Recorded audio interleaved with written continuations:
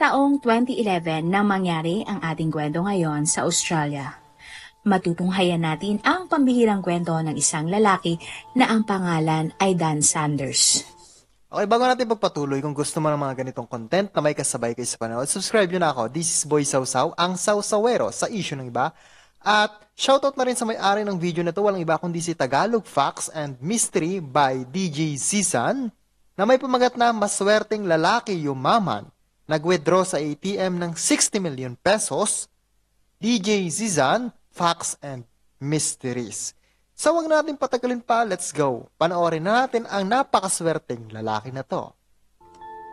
Kung saan napakaswerte ni Dan dahil na-discover niya ang isang bagay na babago ng kanyang buhay.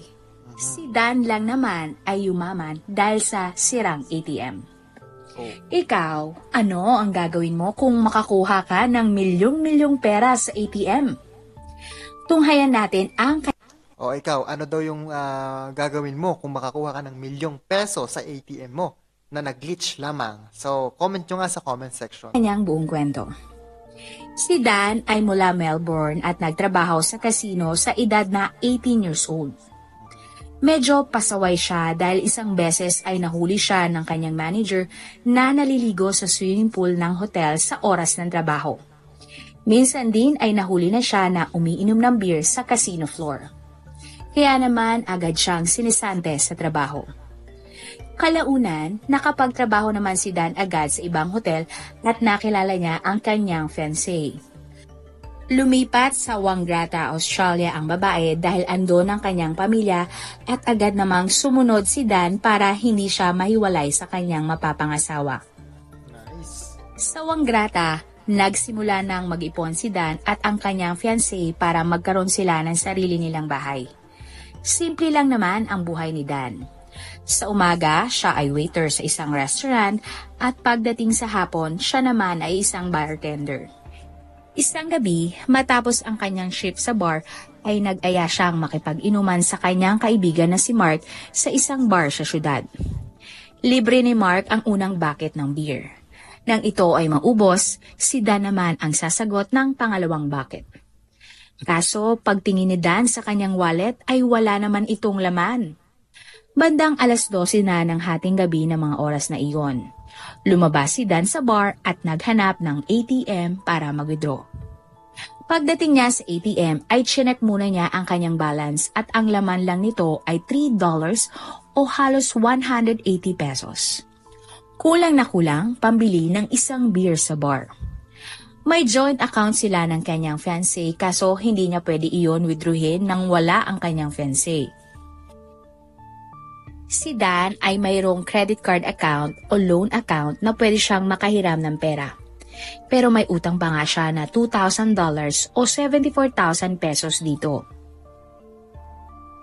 Pero dahil kailangan niyang ilibre pabalik si Mark, si Dan ay nag-transfer ng $200 o 7,400 pesos mula sa kanyang credit card account papunta sa savings account. Subalit nag-error at transaction cancelled ang lumabas sa ATM screen. Nagtaka naman si Dan kaya sinubukan niyang i-check ang kanyang savings account para ma-check kung nag-error nga ang ATM. Pero kahit na ang check balance screen ay nag-error din at niluwalang ng ATM machine ang kanyang ATM. Inisip naman ni Dan baka hindi naman talaga nag-error, kaya hindi na siya nag-check balance at pinasok niya ulit ang kanyang ATM at nagtangkang mag-withdraw ng $200 o 7,400 pesos. At naglabas naman ng cash ang ATM. Bumalik na si Dan sa bar at nagpatuloy sa pakikipag-inuman sa kanyang kaibigang si Mark. Matapos ang inuman, naglakad lang pauwi si Dan. Ngunit biglang umulan ng malakas kaya naghanap siya ng silong. At ang nahanap ng silong ay ang ATM machine na kanyang pinagwiwidrohan. Naalala ni Dan ang transaction error ng kanyang ATM kani-kanina lang. At naisip niya na subukan uling mag-withdraw. Chinek muna niya ang balance pero ayaw pa din itong mag-display sa screen. The Changing World Order. Sumunod na ginawa ni Dan ay nag-transfer ulit siya ng $200 mula sa kanyang credit card account papunta uli sa savings account. Nag-error uli at sinabing transaction canceled at iniluwa uli ang kanyang ATM card. Pinasok ulit ni Dan ang kanyang ATM, hindi na siya nag-balance inquiry at nag-withdraw ng $200. At muli, naglabas na naman ng cash ang ATM machine. Hindi pa nakontento si Dan. Kahit alam niyang wala siyang pera sa kanyang ATM, sinubukan ulit ni Dan na mag-withdraw pero sa pagkakataong ito, nag-withdraw siya ng $400 o 15,000 pesos. Sa screen ng ATM, lumabas ulit ang error. Sinabi nitong transaction canceled ang transfer sa credit to savings account. At niluwa uli ang kanyang ATM. Kaya inulit na naman ni Dan ang kanyang ginawa.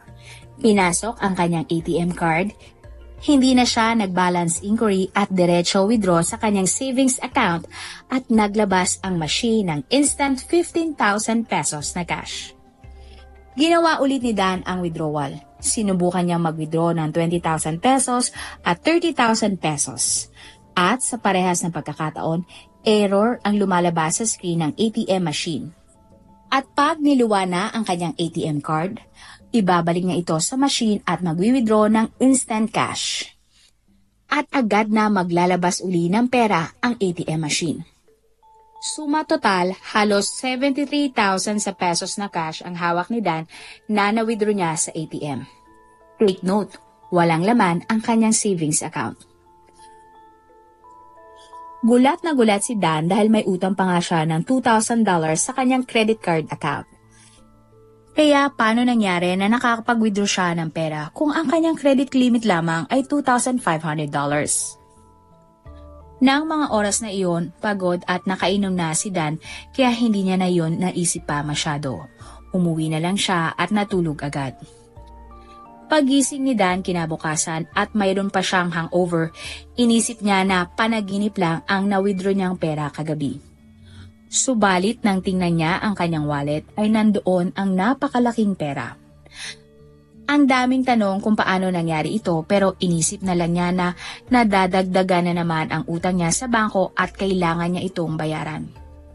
Nang sumunod na araw, bumili ng bagong ref si Dan at ginastos sa bar ang perang nakuha niya sa ATM. Kaunti na lang ang natirang pera at naisip ni Dan na isugal ito sa karera ng kabayo. Kapag nanalo siya, makakabayad na siya sa utang at may extra pa siyang pang-inom. Sa bar na pinagtatrabahuhan ni Dan ay mayroong tayaan ng karera o OTB machine. Nag-close na ang bar ng mga oras na iyon at tinaya niya ang natira niyang pera. Pero nang matapos ang karera ay natalo si Dan. Naubos na ang pera ni Dan at tumawag siya sa kanyang bangko para i-check ang kanyang account balance at lumabas nga na mayroon siyang negative $1,997 na utang.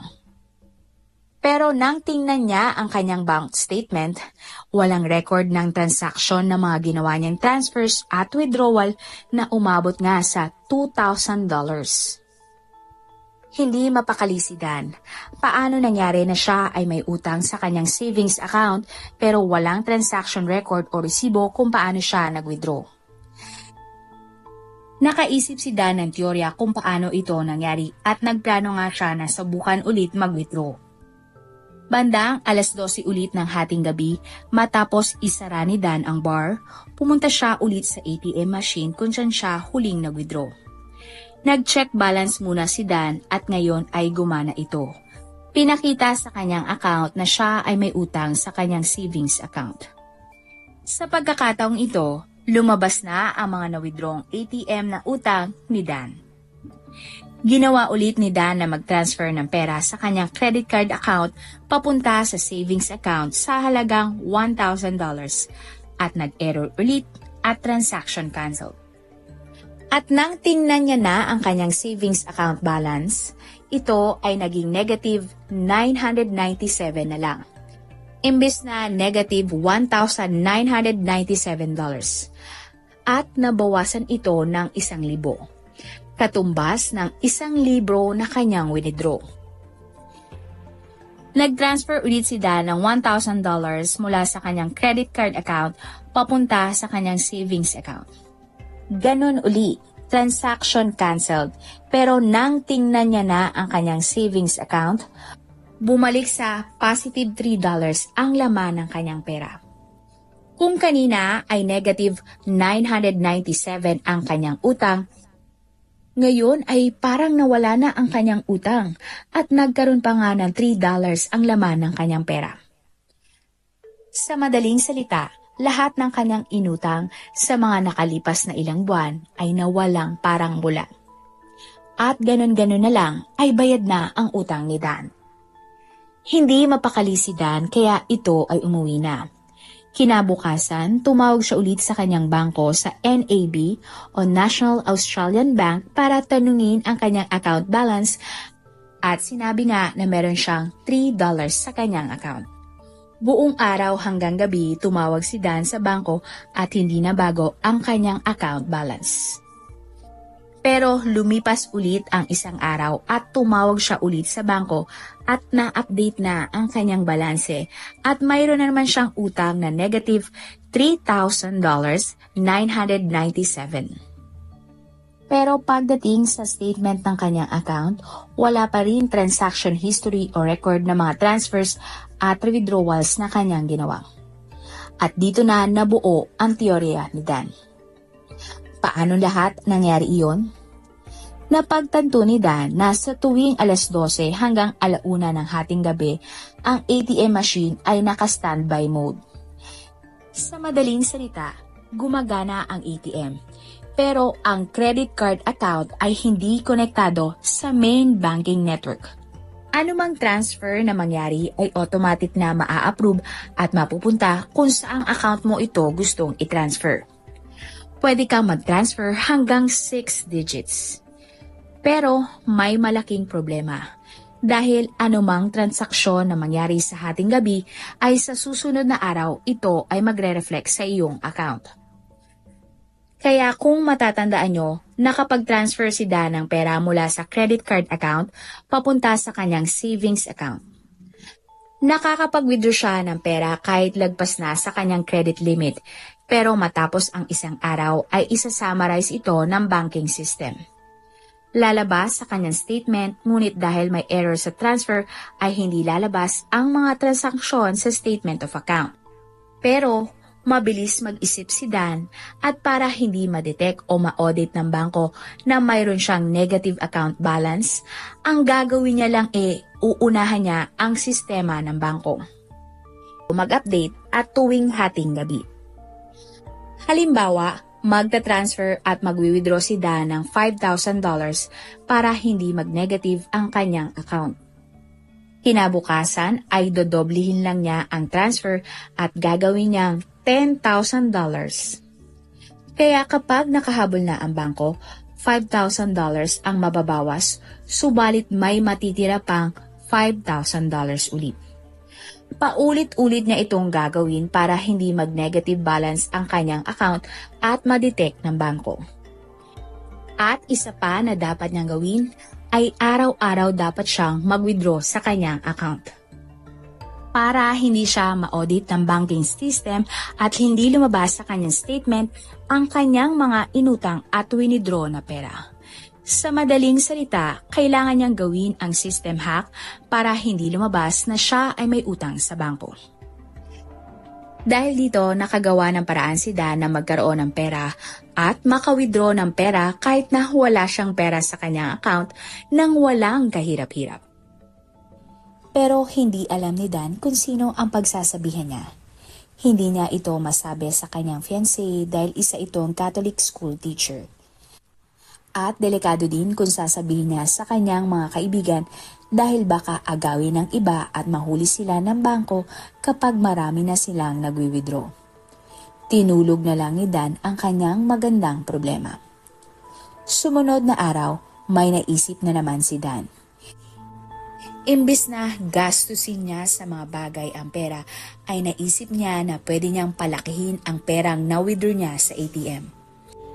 At naalala niya na mayroon siyang kilalang horse trainer at ang taong ito ay pwedeng makatulong sa kanya makakuha ng mga tip kung sinong kabayo ang pinakamabilis o malaki ang tsansa na manalo sa karera. Pero dahil sa mga rules sa pagsusugal sa Australia, hindi siya pwedeng tumaya basta-basta ng malaking pera. Kaya naman, inimbitahan niya uminom ulit ang kanyang kaibigan si Mark at ang 3 pa niyang mga kaibigan. Sinagot lahat ni Dan ang mga inumin at nagtaka ang mga kaibigan niya kung paano niya nagagawa na ilibre silang 4 sa inuman samantalang hindi naman kalakihan ang kanyang sinasahod. Sinabi lang ni Dan na mayroon siyang sideline at kaya siya nag-aya ng inuman ay para tulungan siyang tumaya sa karera. Si Dan na din daw ang bahala sa perang pantaya at maghahati-hati sila sa mapapanalunan. Hindi na nagtanong pa ang mga kaibigan ni Dan at pumayag sila sa plano nito. Hinanda ni Dan ang pera at sa loob ng 1 linggo ay nakakuha sila ng $20,000 o 730,000 pesos mula sa Magic ATM. Binigyan din niya ang kanyang fiancé ng $1,000 o 36,000 pesos. Sagot naman ni Dan ang lahat ng inumin ng kanyang mga kaibigan tuwing tumataya sila sa karera. At patuloy ang pag-withdraw ni Dan tuwing hating gabi. Paminsan-minsan ay nananalo si Dan at ang kanyang mga kaibigan ng $2,000 o 73,000 pesos. Pero mas marami ang talo nila at madalas ay umaabot ito ng $5,000 o 180,000 pesos. Umabot na nga sa 1.5 million pesos ang tinaya ng grupo ni Dan sa karera. Pero syempre, madali lang ito nababawi ni Dan dahil nakaka-withdraw siya ng malaking pera sa tila Magic ATM. Hanggang sa isang araw, pinatawag si Dan ng kanyang boss sa opisina. Sa opisina ay nandun din ang mga taga-TAB o taga-pamahala ng tayaan sa karera. Sinabi nila kay Dan na ang halaga ng tinataya niya sa isang gabi ay nagkakahalaga ng halos 1.5 million pesos. Sobrang laki nito at hindi pangkaraniwan dahil lagpas na ito sa average bets o taya na nakukuha nila sa isang buwan. Ibig sabihin, kung nanalo si Dan ng gabing iyon ay walang pera ang tayaan o OTB para bayaran siya. Dito na nalaman ng boss ni Dan na pagkatapos pala niyang isara ang bar ay hindi pala umuwi si Dan agad. Sa halip ay papupuntahin niya ang kanyang mga kaibigan, manonood sila ng karera, iinom at tataya sa betting machine. Kaduda-duda din kung saan nakukuha ni Dan ang pera samantalang siya ay isang bartender lamang. At natatakot nga ang kanyang boss na baka kung anong illegal pa ang ginagawa ni Dan. Dahil sa mga nalaman ng boss ni Dan ay agad siyang sinisante. Hindi na rin siya pwedeng magtrabaho sa kahit anong OTB ng 1 taon. At dahil malit lamang ang bayan ng Wanggrata, kumalat ang balita at di katagalan ay nalaman ito ng fiancé ni Dan. Agad na nakipag-break ang kanyang fiancé at ang masakit pa nito ay sa text lang nakipaghiwalay ang babae. Ayaw madamay ng fiancé ni Dan sa kung anumang problema ang kanyang kinakaharap. 4 na taon na relasyon ang nasayang lang at ang pangarap na bahay ni Dan ay nawala na din. Sobrang nalungkot si Dan dahil tila nawala ang lahat sa kanya. Kinausap niya si Mark at sinabi niya kung paano siya nagkakaroon ng maraming pera. Si Mark naman ay kalma lang at sinabi kay Dan na wala siyang balak pag-interesan ang ATM glitch o ATM magic na ginagawa niya. Pero kung aayain daw siya para sa inuman at kung anumang libre ito ay sasama siya bilang kaibigan ni Dan. Kaya naman nagpa siya si Dan na umalis sa Wanggrata at pumunta sa Melbourne. Kasama niya si Mark at sila nga ay nag-check-in sa isang magandang hotel at magandang kwarto ang kanilang binook. Nagustuhan ni Dan ang pakiramdam na may pera at komportableng pamumuhay. Kaya naman sa sumunod na 3 araw ay walang ginawa si Dan at Mark kung hindi magsugal ng magsugal sa casino. Wala silang pakialam kahit matalo sila dahil kaya naman nilang withdrawin ito mula sa ATM. At dito na nadiskubre ang bagong loophole o glitch ni Dan sa ATM. Nalaman ni Dan na kaya niyang pondohan o transferan ng pera ang kanyang credit card account. Mas mataas ang transfer limit kapag sa credit card account nag-transfer at pagkatapos nito ay gagamitin ni Dan ang internet banking para mag-transfer naman ng pera papunta sa kanyang savings account at ma-withdraw. Ibig sabihin, mas malaking pera ang mawi-withdraw ni Dan. Ang pinakamaganda pa dito ay kahit sa ATM ng bangko niya, pwede niyang gawin ang ATM glitch. Sa Wanggrata kasi, isang ATM machine lang ang kinukuhanan ng pera ni Dan. Pero simula nang mapunta siya sa Melbourne ay nakaka-withdraw siya kahit sa ang ATM ng kanyang bangko. Kalaunan ay kailangan nang umuwi ni Mark dahil may trabaho pa siya. Dito na tinawagan ni Dan ang isa pa niyang kaibigan na pangalanan na lang nating Jason. Pinakita ni Dan kay Jason ang ATM glitch kung saan nakakapag-transfer siya ng $100,000 o 3.6 million pesos mula sa kanyang credit card account papunta sa savings. Agad na niyaya ni Dan si Jason na magsugal sa casino para mapalago ang kanilang pera. Nanalo si Dan ng $40,000 o 1.5 million pesos. Kaso nilimitahan ng casino ang taya niya sa $1,000 na lamang. Pinigilan ni Jason si Dan at sinabi na bakit niya inuubos ang pera niya sa pagsusugal. Di hamak na mas maraming beses siyang matatalo sa sugal kaysa manalo. Kung kaya naman daw ni Dan na mag-magic ng 6 digits na pera sa kanyang ATM gabi-gabi. Bakit hindi na lang niya ito gastusin at gawin ang kahit ano niyang gustong gawin? Tinalo pa niya ang nanalo nga sa loto. Kaya naman sa sumunod na araw at 5 buwan ay ginawa ni Dan ang kanyang gustong gawin. Kasama niya ang kanyang mga kaibigan na si Jason, Mark at 2 pang iba pa. Bahala na kung mahuli siya at makulong sa kanyang gagawin, ang importante ay masaya siya. Ang mga sumusunod ay ang mga sinasabing ginawa ni Dan sa perang kanyang nawi-withdraw sa Magic ATM. Una, gabi-gabi ay nagpa-party si Dan sa bar at kasama ang kanyang mga kaibigan. Madalas sagot ni Dan ang drinks at lahat ng tao sa bar at mga penthouse suites. Hey, what are you doing? Just making money. Not before you. Yeah, let me show you. Most people don't know this. Basta-basta namimigay ng pera si Dan sa mga di niya kakilalang tao. Papasok siya sa mga luxury brand stores at uubusin lahat ng tinda. Hatid at sundo siya ng limousine. Nagbibigay ng libong-libong tips sa mga waiter. Binabayaran ni Dan ang student debt ng kanyang mga kaibigan. Isang babaeng kaibigan ni Dan ang tinupad niya ang pangarap na pumunta ng Paris at mag-aral ng French sa isang university. Sinagot niya ang pamasahe ng kanyang kaibigan, tuition fee at mga damit nito. May nakausap siya na foreigner na mag-asawa sa isang restaurant at pangarap nga nila na magbakasyon sa Hawaii, pero sa Australia lang sila dinala ng kanilang budget. Kaya naman sinagot ni Dan ang pamasahe at accommodation na mag-asawa para magbakasyon sa Hawaii. Binigyan din niya ng LV bag ang mag-asawa na may laman na 730,000 pesos. Kinakaibigan din ni Dan ang mga homeless na nakakasalubong niya at pinag-i-staycation ito sa mga hotel ng isang araw para makaligo at makatulog ng maayos paminsan-minsan. May isang insidente na ninakaw ng homeless ang mga gamit sa hotel tulad ng tuwalya, heater at iba pa. Tinawanan lang ito ni Dan at sinabing i-charge na lang sa kanyang credit card ang lahat. Sa kabuuan, gumagastos minsan si Dan ng $150,000 pataas sa isang araw o almost 5.5 million sa pesos. Pero mayroong withdrawal at spending limit sa mga ATM. Kaya ang ginagawa niya ay pumupunta siya sa branch ng isang bangko at gagawa ng isang over-the-counter withdrawal na nagkakahalaga ng 5.5 million pesos. Nung una ay kinakabahan siya dahil baka mabuko na siya sa kanyang ginagawa.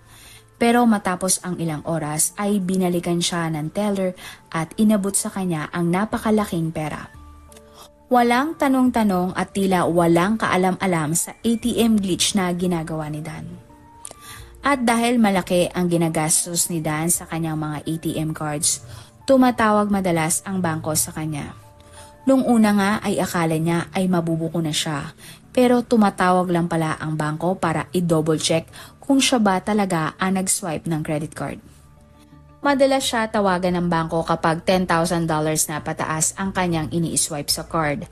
Sasabihin lang niya na siya ang gumagamit ng card at pagkatapos nito ay magpapasalamat na ang ahente ng bangko. Tumatawag din sa kanya ang bangko kapag nagtatransfer siya ng napakalaking pera. Minsan ay nagtransfer siya ng $900,000 o 32 million pesos. Agad na tumawag ang bangko para kumpirmahin kung siya ba ang gumawa ng transaksyon at pabiru pang sasabihin ni Dan na baka lasing siya nang ginawa niya iyon. Magpapasalamat lang uli ang ahente at ibababa ang telepono kapag na-confirm ni Dan na siya ang gumawa ng transaksyon. Alam din ni Dan na kapag siya ay niloloko na ng tao. Sa una ay bibigyan niya ng pera ang tao pero pagkatapos nito ay sasabihin niya sa hotel na wag nang papasukin ang taong yun. Oo, tama ka ng rinig. Sa hotel tumitira si Dan dahil sobrang dami ng kanyang pera. Para hindi siya paghinalaan at tuloy-tuloy ang kanyang ligaya, sinasabi ni Dan at ng kanyang mga kaibigan na sila ay nagtatrabaho sa finance industry at mga stockbrokers. Sinisigurado din ni Dan na hindi siya papalya ng isang araw sa pag-withdraw ng ATM machine. Dahil kapag nagminti siya ng isang araw ay magne-negative balance ang kanyang account at siguradong mau-audit ito ng bangko dahil sa sobrang laki ng halaga. Patuloy lang ang pag-withdraw at gastos niya ng pera. Kung ano-ano ang pinagagawa niya sa mga taong nakakasalumuha niya. Minsan, sinabihan niya ang isang tao na bibigyan niya ito ng malaking pera kapag kinuha niya ang bola sa roulette habang naikot ito. O kaya naman kailangan magpanggap na mag-asawa ang dalawang taong hindi magkakilala para sa halagang 18,000 pesos. Lahat ng klase ng tao ay kinakausap at binibigyan ng pera ni Dan kasama na dito ang mga turista. Nililibre niya ito ng tour at party sa hotel. Araw-araw ay halos nakayugo boss din na damit si Dan at ang mga kasama niya. Minsan ay sinagot niya ang bill ng lahat ng mga tao sa restaurant at tinanong siya ng waitress kung siya ba ang pinakamayamang tao sa Australia. Sumagot naman si Dan na siya ay ikapitong pinakamayaman sa kanilang bansa. Gumagamit din ng helicopter si Dan para lang pumunta sa iba't ibang building sa Melbourne. Isa sa mga pinakamalaking gastos ni Dan ay nang siya ay nag-private jet kasama ang kanyang mga kaibigan. Pumunta sila sa isang private island malapit sa Bali, Indonesia at tinatayang umabot sa 3.3 million pesos ang binayad niya para lang sa pamasahe. Pero ang pinakamalupit na ginawa ni Dan sa kanyang pera ay nagpa-party siya sa mga empleyado ng bangko ng NAB malapit sa head office nito sa Melbourne. Ang bangko na ninanakawan niya ng pera. Nagpa-party si Dan bilang isang pasasalamat dahil malaki ang naitulong nito sa kanya. Halos 600 na katao ang dumalo sa party at wala ni isa sa kanila ang nagtaka o nag-abala na kilalanin si Dan. At alamin din kung saan nanggagaling ang kanyang pera. Pero tulad nga ng kasabihan, lahat ng masasayang bagay ay may katapusan. Nangyari ito kay Dan, ngunit sa paraan na hindi nyo maiisip. Buwan na nga ang lumipas simula ng mag-party at bumili ng kahit ano si Dan. At isang beses nga ay nagising ito sa isang hotel penthouse at napaisip. Tila nakokonsensya siya sa kanyang ginagawa. Iniisip niya na anumang oras ay hindi gagana ang ATM glitch at tatawag ang bangko at kakasuhan siya at aarestuhin. Araw-araw ay naging ganito ang pakiramdam ni Dan at nagkaroon siya ng anxiety. Tuwing tatawag ang bangko ay kinakabahan na siya at kahit ay tatanungin lang pala siya kung siya ba ang gumawa ng isang transaksyon. Hindi na kinaya ni Dan at araw-araw na siyang puyat at hindi makatulog. Matapos ang 5 buwan, Ginupit na ni Dan ang kanyang mga ATM cards. Tinawag ang mga kaibigan at sinabing titigil na siya sa kanyang gawain. Binigyan sila ni Dan ng huling pagkakataon na mag-transfer ng kahit magkano sa kanilang mga personal account gamit ang online banking account ni Dan. Matapos nito ay bumalik na sila sa Wanggrata at si Dan ay naiwan sa hotel. Hindi na sinabi ni Dan kung magkano ang inabot ng mga transfer sa kanyang mga kaibigan. Natulog na si Dan at sa unang beses ay hindi ito nag-withdraw at nag-party simula nang mag-umpisa ang kanyang kasiyahan. At dahil nga dito, nag-reflect sa kanyang bank account ang negative 1.6 million o 59 million pesos na utang niya sa bangko. Kinabukasan, lumipat si Dan sa murang hotel, dala-dala ang natitirang 3 million pesos. Pagkatapos noon ay tumawag siya sa NAB at inireport ang ATM glitch na kanyang ginagawa. Ang sinabi lang sa kanya ng ahente sa kabilang linya ay pulis na ang may hawak ng kanyang kaso at sira na nga daw ang buhay ni Dan dahil sa kalokohan na kanyang ginawa. Inisip ni Dan na ito na ang kanyang karma at ilang sandali na lang o araw ay huhuli na siya ng mga pulis. Subalit lumipas ang mga araw at linggo ay wala pa ding tumatawag kay Dan at wala ding pulis na naghahanap sa kanya. Bumalik si Dan sa Wanggrata at dahil wala siyang trabaho ay nag-umpisa siyang maubos ang kanyang pera. 3 buwan na ang lumipas pero wala pa ding nangyayari. Hanggang sa lumipas ang 1 taon ay wala pa ding pumupuntang mga pulis at tumatawag na bangko kay Dan. Ang 1 taon ay naging 3 taon pa. Hindi makapaniwala si Dan na $1.6 million o 60 million pesos ang ninakaw niya sa ATM pero walang kaso o parusa sa kanya. Hindi matahimik si Dan dahil kinakain na siya ng kanyang konsensya. Nagpasya si Dan na kung hindi siya huhulihin ng bangko at ng mga pulis ay lalapit na siya sa media. And we're back. The team is looking down the barrel of a 4:55 meeting. Taong 2014, nasa Queensland si Dan at bumalik sa trabahong bartender. 3 taon na ang lumipas simula nang gawin ni Dan ang ATM glitch at nakakuha ng halos $2 million sa bangkong NAB, ang isa sa pinakamalaking bangko sa Australia. Para silang BPI o BDO kung ikukumpara sa ating bansa.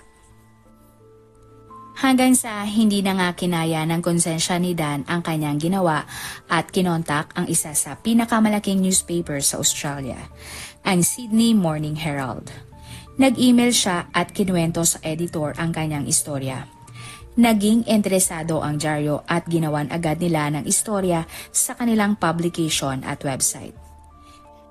Pero walang nangyari. Walang kumontak kay Dan, maski bangko, pulis ay hindi nagparamdam. Kaya lumapit sa isang television show si Dan na Current Affair. Ginawa ng mga producer ng TV show dramatization ang istorya ni Dan. At si Dan mismo ang gumanap pa nga bilang kanyang sarili at mayroon ding exclusive interview. Pinakita dito ang high life na ginawa niya at kung saan niya ginagastos ang pera. Agad namang pinalabas sa TV ang interview ni Dan at bago nga matapos ang palabas ay nagbigay ng babala ang TV show kung saan sinabi nila na kahit kailan ay hindi lumapit sa mga pulis si Dan para isuko ang kanyang sarili. Hindi umano alam ng TV show kung nasaan si Dan kaya kung sino man ang nakakaalam kung nasaan siya ay ipagbigay alam sa mga pulis. Nagulat naman si Dan sa statement ng TV show dahil alam naman nila kung nasaan siya at nireport niya sa bangko ang kanyang ginawa. Kung saan sinabihan lang siya ng bangko na siya ay may kaso na at inaayos na ng mga pulis ito kaya hindi na siya nag-abala pang lumapit sa mga otoridad. Sinabi din ng kanyang nakausap na mula taga-bangko na si Dan ay may warrant of arrest na. Ito nga sana ang unang beses sa nakalipas na 3 taon na mayroong ginawa ang mga pulis. Pero yun naman pala ay wala. Hindi pa talaga nagsampa ng kaso ang bangko laban kay Dan at hindi rin nila sinabi sa mga pulis. Nagkaroon lang ng kaso si Dan matapos tumawag sa pulis ng isa sa mga producer ng TV show. At ito nga ay matapos ang 3 taon simula nang ginawa ni Dan ang pag-withdraw sa ATM.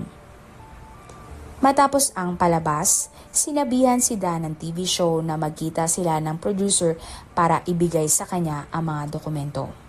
Nakakutob na noon si Dan na baka ito na nga ang araw na siya ay mahuhuli at makukulong. Dumating ang araw na magkikita na si Dan at ng producer. At ng November 6, 2014 ay nahuli na ng mga pulis si Dan. Kasabay ng kanyang pagka-aresto ay madami ding reporter at cameraman. Pinalabas sa live TV na sa wakas ay nahuli na siya na isang notorious scammer. Pero ang totoo ay halos 3 taon nang nag-aantay si Dan na siya ay mahuli at managot sa batas. Si Dan ay kinasuhan dahil sa inamin niya ang kanyang pagkakasala. Walang ebidensya ang mga pulis pero sapat na ang pag-amin niya para kasuhan siya ng fraud. Nakapagpiyansa naman agad si Dan. At dumating nga ang trial ng kanyang kaso at gulong-gulo si Dan. Ang tanging pinakitang ebidensya lang sa kanya ay ang mga bank statement na nagkakahalaga ng ilang libo lamang at pagpiplay ng kanyang TV interview. Suma total, kinasuhan lang si Dan ng fraud ng halagang $250,000 o 9 million pesos. Malayong malayo sa $1.6 million o 59 million pesos na nakuha niya mula sa ATM glitch. Wala ding alam ang judge sa kaso ni Dan. Sa huli, binigyan si Dan ng parusa ng 1 taong pagkakulong sa isang maximum security prison. Pinatawan din si Dan ng 18 months na community service at inutusan na bayaran ang ninakaw niyang pera na halagang $250,000 lamang. May 2016, matapos ang 1 taon sa kulungan ay nakalaya na si Dan at ginawa naman ang community service. Paglabas niya sa kulungan ay nagbigay siya ng interview sa iba't ibang TV at dyaryo sa Australia. Sa ngayon ay caregiver sa umaga si Dan at nagtatrabaho sa restaurant sa gabi.